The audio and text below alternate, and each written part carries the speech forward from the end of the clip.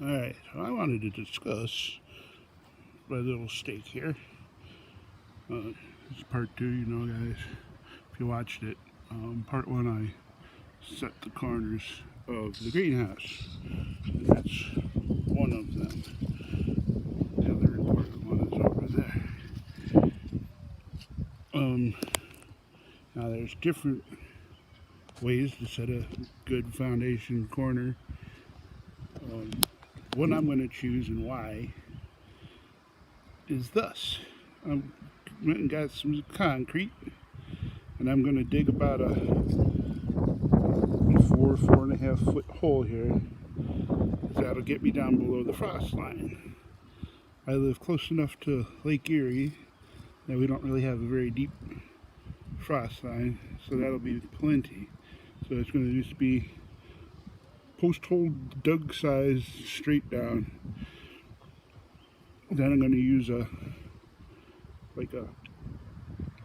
um, bottom of a pot or something. I'm going to cut off the bottom of it so it's got a circular top that I can smooth off and put in a carriage bolt. And then when it dries, that carriage bolt will hold the hardware that holds the 4x4. That way, this corner won't raise or lower because it's got good depth and weight, and I'm gonna flare out the bottom of the hole a little bit so that the bottom of the hole is bigger than the top of the hole, and that will increase the drag in case there was a horrendous upward draft wind trying to suck it out of the ground. It ain't coming out. So anyway, that's what I'm going to do for that postal and the one over there. There's going to be another one somewhere in the middle here, but what I'm going to have to do is, because I'm doing the raised garden bed that's going to be 3 foot in, 3 foot out of that wall, I'm going to use this bolt. It's going to, on the outside, be carrying the beam that's going to go to that house. There's probably going to be one more. I have to determine exactly where I want the opening to be, but there's going to be another 4x4 there. I have to determine where it's going to be, and then that will carry the beam across the top, which I'm going to put a rail, and it'll put a sliding door on here. And so the front of that post is going to carry that, and the back of that post is going to carry the raised garden bed wood. So I'm going to keep them separate so that they don't actually touch, and that way it won't rot out my actual good wall from the temporary wall of that I'm going to build out of pallets. So eventually the goal is going to be to replace all the pallet wood with concrete posts that I'm going to build, but that's going to be another video series 2 years from now whenever I get to it. Anyway, post hole coming up. Gonna dig it. I don't really have much commentary to add to this, except for, as I started digging, I realized that 3 to 4 feet was really deep and much more than I needed for what I'm doing here. So it got to be about 2.5.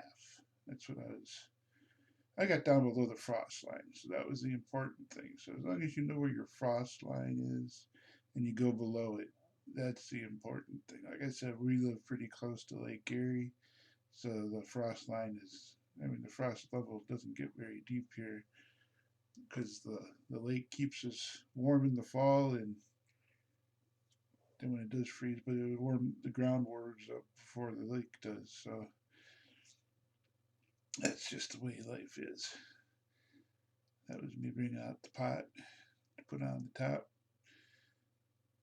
that I don't think I show it, but when the cement dries, you just take a razor blade and cut that.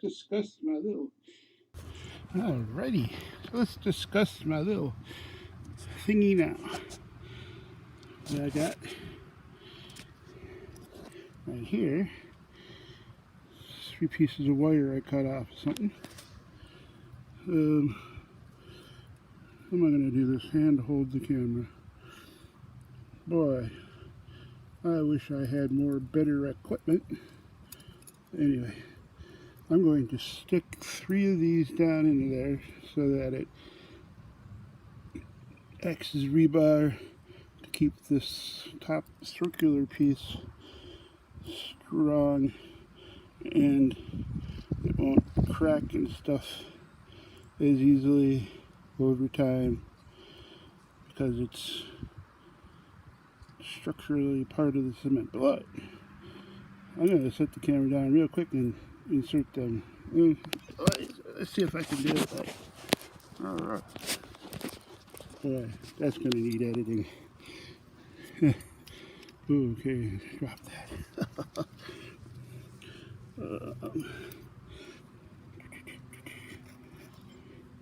And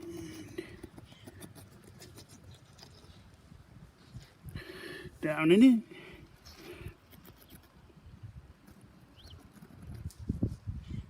Down and in.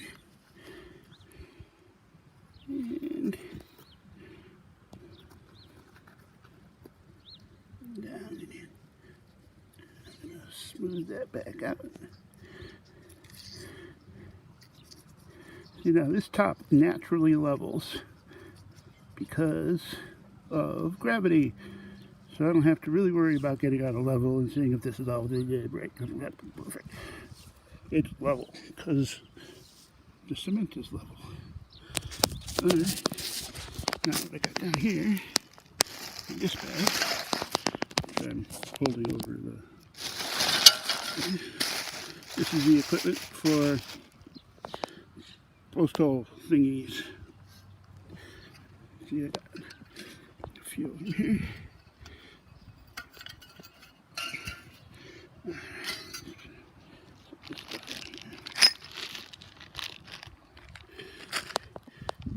Big old carriage bolts, big old nuts, and bracket. Which these go inside the cement. Boy, I really should have opened these bags first. I hope people like laughing at me, because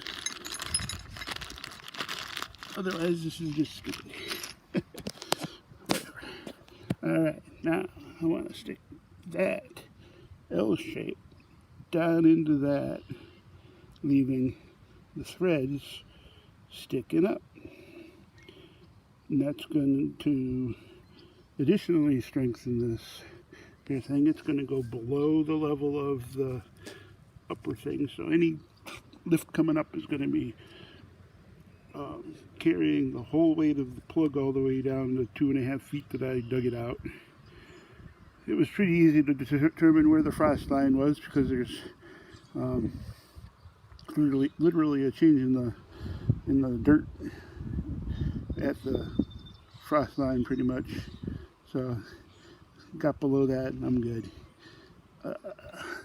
So now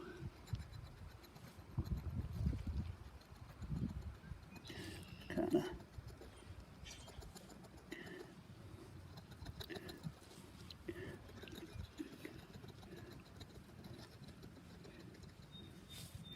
jiggle that in. I'm eyeballing how straight that is vertically. I think it needs to come up now. Alright. So that doesn't look good. Let's go a little bit that way. Yeah. Alright. Well, I'm going to sit here and make sure it doesn't sink for a couple minutes. In the meantime, I'll let you guys go because basically you get the idea now. I'm not going to put this on right this minute because cement needs to set, but this goes over that, gets a nut, and then the 4x4 goes on top and gets nailed and nailed. You'll drill a hole in the bottom of the 4x4 to allow for the bolt and the nut to sit right on that, and you'll be good to go. But we'll show that in the next video. This was setting the cement. So that's basically the whole story. That's what you want. You want thread sticking up out of cement so that you can attach all that stuff to it. And I know that that particular thing ain't going nowhere.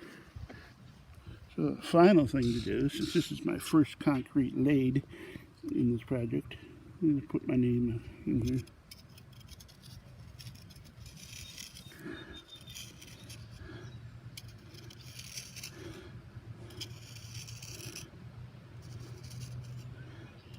Yeah, there we go. Suppose I could put the year somewhere too.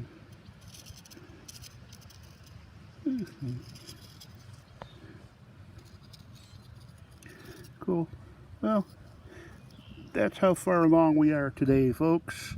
And I hope you'll tell all your friends about my stupid videos, and otherwise make them come and watch them and laugh at me and see how eventually this all just really comes together and becomes a really beautiful thing. Otherwise, goodbye.